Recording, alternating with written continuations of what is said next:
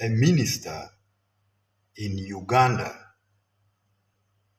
earned 37 million Ugandan shilling. What a stupid mind and heartless person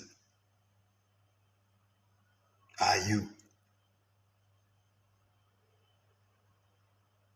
to go and steal just a mere iron sheet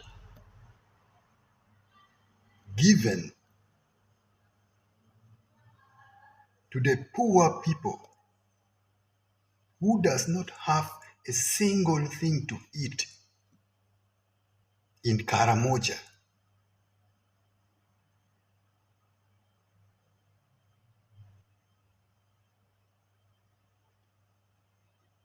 You people, you are very lucky.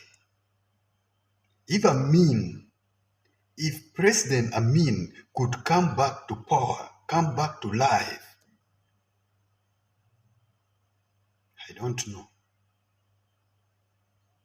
You would be given a total lesson that your family and your generation would never forget.